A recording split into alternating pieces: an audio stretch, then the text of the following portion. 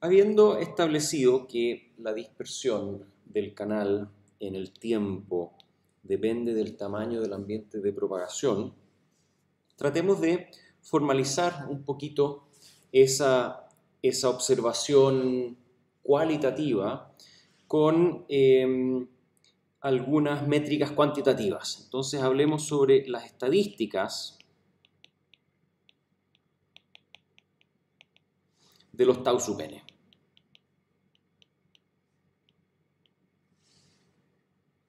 Las estadísticas de los retardos tau sub n. Y para eso voy a utilizar una figura que se encuentra en el texto de Rappaport y básicamente es una figura que muestra acá una dispersión del canal que nosotros habíamos ilustrado con este gráfico de acá. ¿Sí? Entonces, lo que podemos observar acá en particular es que si bien hay una noción de trayectorias, por supuesto que no son impulsos ideales, porque cada trayectoria puede ser un cúmulo de subtrayectorias y que simplemente la medición de esta respuesta al impulso no tuvo la resolución temporal suficiente como para discernir múltiples trayectorias dentro de cada uno de estos pequeños impulsos. Entonces, hay varias estadísticas acá y hay bastante información en esta figura que vamos a ir desmenuzando de a poco. La primera pregunta que surge es, ¿dónde termina la respuesta al impulso? ¿Cómo se sabe cuál es la última trayectoria? Porque en estricto rigor, si tenemos un mundo sin ruido, los rebotes continúan y continúan y continúan y continúan y se van debilitando y van perdiendo energía, pero no habiendo ruido y asumiendo que hay un instrumento sumamente sensible, uno puede continuar midiendo energía en forma bastante larga. Entonces, planteemos esa primera pregunta. ¿Dónde termina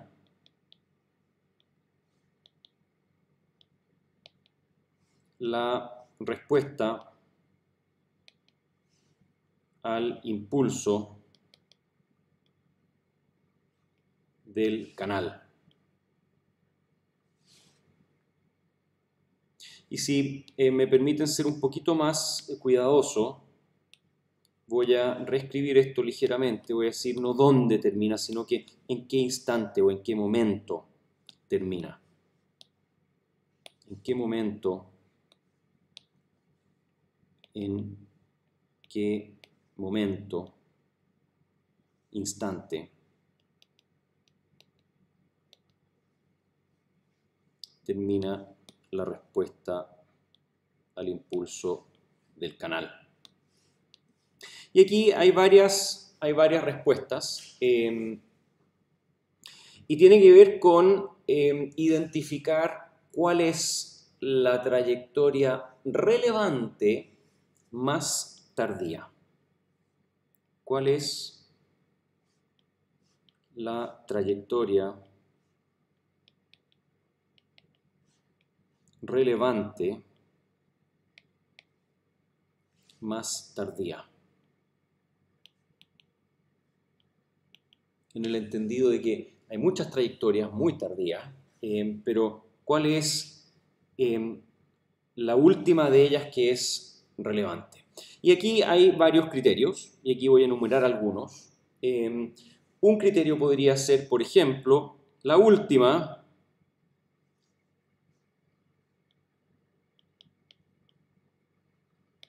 trayectoria a menos de 20 decibeles por debajo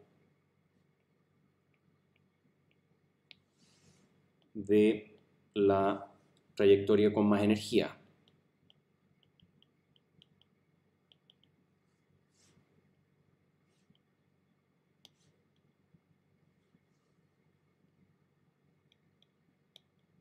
Entonces, por ejemplo, acá en el caso de Rappaport, se presenta una respuesta al impulso cuya amplitud está dada en decibeles, por lo tanto se está indicando potencia, y la trayectoria de mayor energía es la primera, presumiblemente una trayectoria de línea vista. Acá se establece también el instante t igual a 0, en este caso particular, y se establece que el nivel de esta trayectoria es 0. Así que 20 decibeles por debajo de la trayectoria con más energía es esta línea de acá. Entonces la última trayectoria sería esta de acá. Entonces aquí podemos poner última trayectoria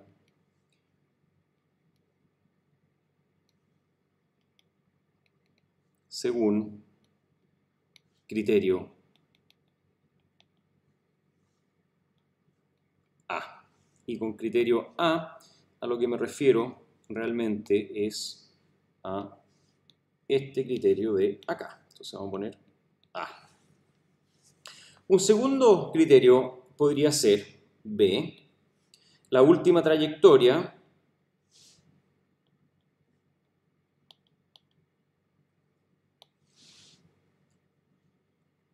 con más de 1% de la energía de la respuesta al impulso. Entonces, vamos sumando la respuesta al impulso completa que se tiene de una cierta cantidad de energía, y en algún momento uno dice, mira, aquí hay trayectorias todavía, pero su energía es irrelevante. ¿Sí? Entonces uno corta esas trayectorias que no cumplen con un criterio de energía. Y por último, podemos establecer un criterio, vamos a llamarlo criterio C, que dice algo así como, por ejemplo, máximo 5 decibeles debajo del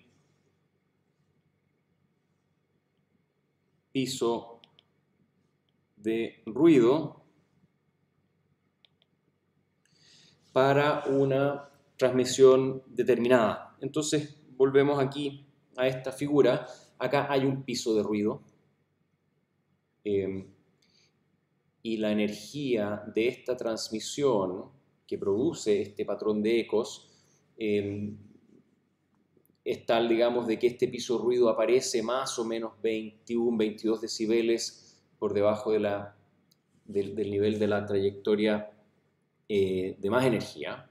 Y entonces uno dice, bueno, mira, vamos a asumir de que, no sé, 15 decibeles debajo perdón, 5 decibeles debajo del piso de ruido, las trayectorias son irrelevantes, o 5 o 2 decibeles por sobre el piso de ruido. En fin, referirlo al piso de ruido, porque trayectorias que ya están muy por debajo del piso de ruido, desde luego que ni siquiera son detectables en la mayoría de los casos. Entonces, también son irrelevantes. Estos son distintos criterios y todos pueden ser utilizados si es que hay una buena justificación para ello. Tengo otra figura acá. Esta figura es de un paper de Hashemi, donde se muestran dos respuestas al impulso. Acá se muestra el tiempo en nanosegundos. Inmediatamente vemos que si las trayectorias más tardías son del orden de 100 nanosegundos, entonces realmente estamos en un escenario como este escenario de oficina. No estamos definitivamente en un escenario como este de una zona metropolitana. Lo que también se observa acá es que en el caso de la izquierda, la primera trayectoria es por lejos la más fuerte. Y en el caso de la derecha, hay algunas trayectorias que anteceden a la más fuerte y después siguen una serie de trayectorias que van perdiendo potencia. Estas trayectorias que anteceden a la más fuerte son las que se conocen como los precursores. Y podría ser, por ejemplo, acá esta que estoy indicando acá, esta es la trayectoria de línea de vista, pero está tan debilitada porque probablemente, o por ejemplo, esa transmisión ocurre entre dos piezas, entre dos habitaciones, con una pared entre medio. Entonces, la transmisión logra pasar la pared, pero es una transmisión que atraviesa la pared y pierde mucha energía. En cambio, podrían haber otras trayectorias que son relativamente prontas después de esta trayectoria de línea de vista obstruida, que tal vez pasan a través de una ventana o que rebotan en una pared y logran pasar a través de una puerta abierta y por lo tanto llegan con más energía. Entonces, a partir de ese tipo de observaciones uno puede saber si uno está frente a un canal rico en scattering tipo Rayleigh, como el que hemos estado conversando. Rayleigh en el sentido que si esta dispersión de canal en el tiempo es muy breve con respecto a la duración del tiempo de símbolo, todo esto se convierte en una transmisión Rayleigh y posiblemente esta no porque tiene una trayectoria de línea de vista muy clara y en tal caso hay que entrar a modelar ese canal como un canal Rice, nuevamente en el caso que esta dispersión en el tiempo sea mucho más breve que la duración de un tiempo símbolo, que es el caso 1 que hemos estado estudiando hasta acá. Hay otro aspecto que se nota muy interesantemente en estos dos gráficos, es que todas las trayectorias con el pasar del tiempo van perdiendo energía en forma exponencial. Exponencial en decibeles toma el aspecto de una recta, así que aquí también tenemos una indicación bien interesante que nos va a dar ciertas claves para modelar las amplitudes h sub n del canal. Con esta introducción quiero plantear dos métricas muy comunes en el estudio de los canales dispersivos. La primera de ellas es lo que se conoce como el retardo excesivo medio. En inglés se llama mean excess delay.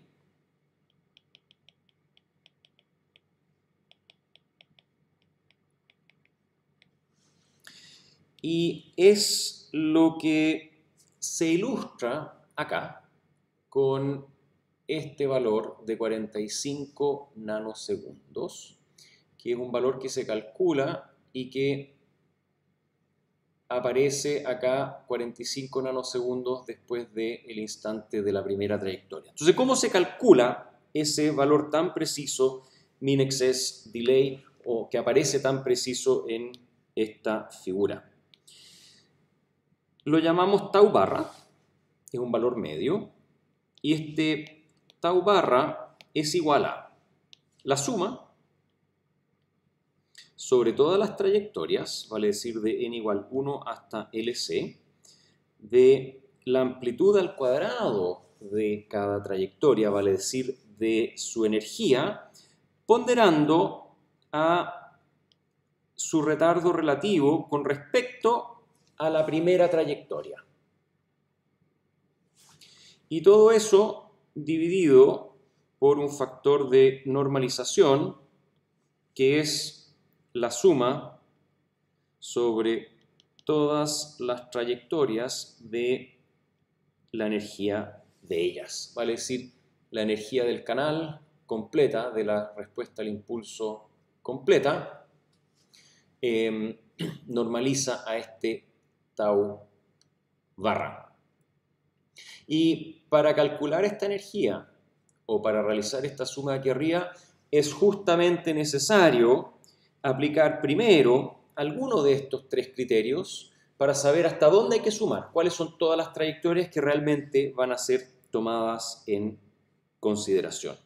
Entonces, desde luego, las trayectorias a la izquierda del mean excess delay, que en general son trayectorias de mayor energía, tienen más peso que las trayectorias que van hacia la derecha, que en general tienen menos energía, y por eso el mean excess delay no está en la mitad del tiempo de la respuesta al impulso, sino que está generalmente más cargado hacia el inicio.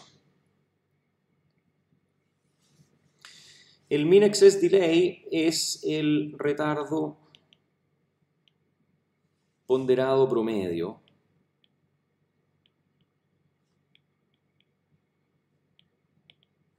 de todas las trayectorias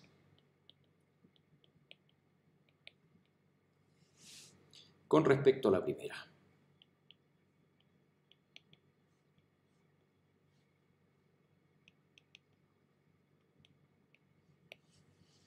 Y aquí hay dos observaciones que quisiera hacer. Observaciones. La primera de ellas, A, es que tau 0 acá se usa como origen del tiempo, o sea, todo se refiere a tau 0. Entonces, tau 0 se usa como origen del tiempo.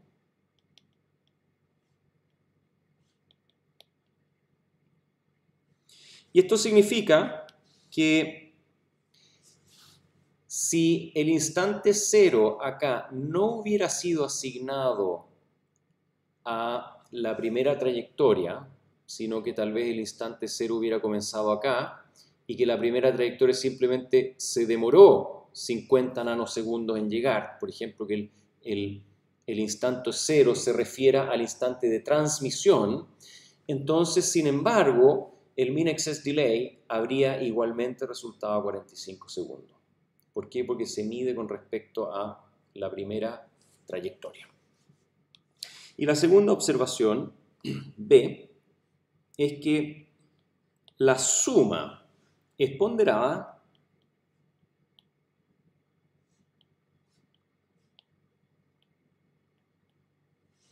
por la energía de las trayectorias.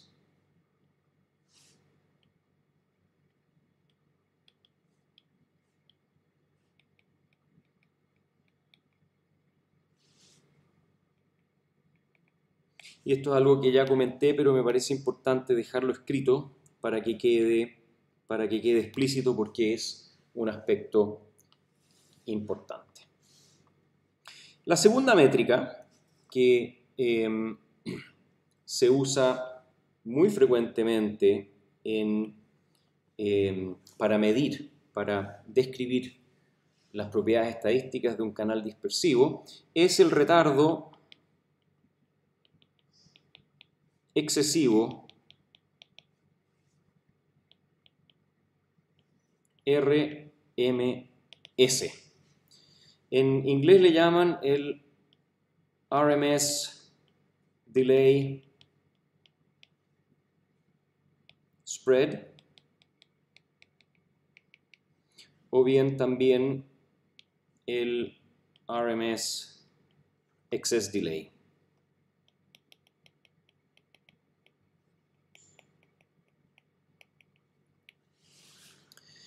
Y su fórmula es tau sub RMS es igual a una gran raíz de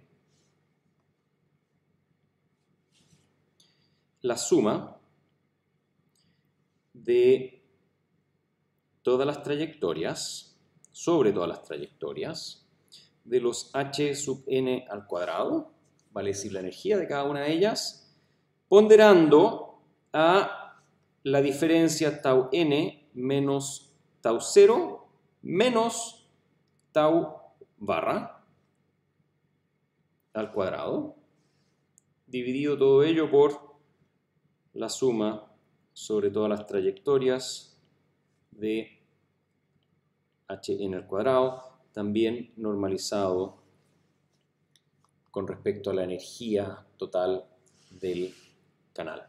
Entonces, lo que mide el tau RMS es la dispersión temporal,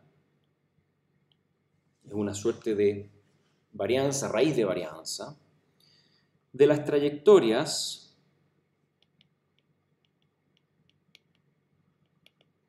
es una desviación estándar en definitiva, con respecto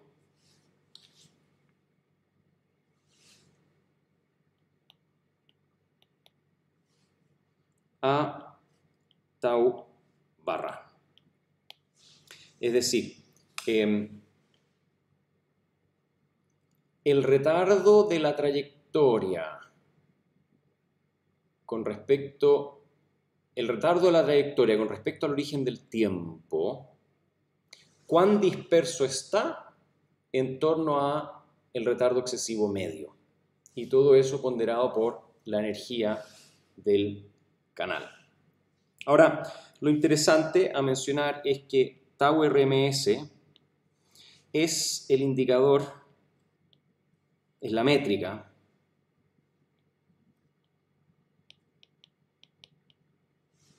por lejos más popular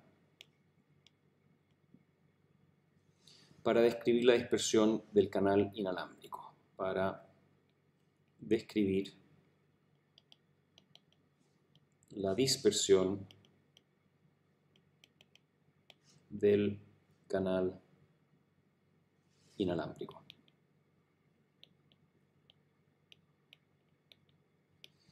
Es decir, si hay una métrica de dispersión que se da es tau RMS y luego otras más si es que se desea.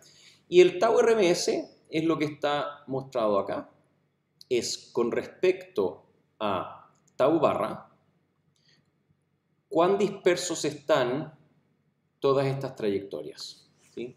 Hacia uno y hacia otro lado, y esa dispersión justamente es la que justifica elevar al cuadrado para que esto siempre sea un valor positivo y por lo tanto genere una medida de dispersión. Ahora, si hacemos un pequeño ejemplo,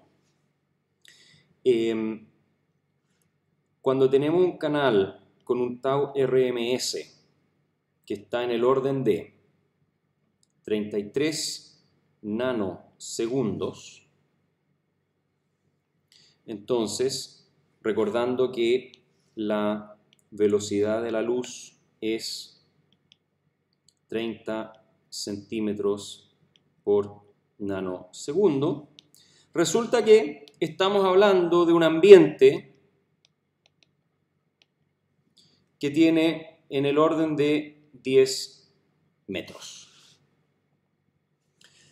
Es decir, si es que volvemos a nuestro ejemplo de un ambiente de oficina, entonces tenemos un ambiente cuyo tamaño es aproximadamente 10 metros, el tau cero, en un caso extremo, porque aquí puede haber un computador que está en la mitad de la sala, el ambiente es el mismo, pero el tau cero es menor. Lo que no cambia es la dispersión, vale decir, el tau RMS que se observa con todos los rebotes revela un ambiente de aproximadamente 10 metros. Si es que el tau RMS es del orden de 33 microsegundos, vale decir 1000 veces más, entonces estamos hablando de un ambiente de aproximadamente 10 kilómetros y esto sería un caso como el que habíamos ejemplificado acá, un caso metropolitano donde las comunicaciones, las ondas de radio se propagan a lo largo de kilómetros entre transmisor y receptor. Y finalmente, como último elemento para compartir en esta cápsula, está esta tabla, que es del texto de Rappaport, que presenta valores típicos de RMS, del tau RMS, observados en distintas condiciones, urbanas, suburbanas, indoor. Frecuencia portadora típicas de sistemas celulares. En zonas urbanas se observan entre 1 microsegundo hasta 10 y 20. Esto es un caso extremo, San Francisco, que tiene muchos, digamos, pequeños cerros que tienen una topografía bien variable, genera rebotes relativamente lejanos. En New York es más bien una transmisión muy local, ¿no es cierto? Las transmisiones se pierden en el cañón urbano prontamente. Suburbano, estamos hablando de cientos de nanosegundos. Y finalmente, indoor, estamos hablando de decenas de nanosegundos. El ejemplo que dimos fue urbano e indoor en la figura, digamos, del caso metropolitano y del caso de ambiente interior. Y ahora se agrega esta situación suburbana con cientos de nanosegundos. Acá están las referencias donde se presentan esas mediciones.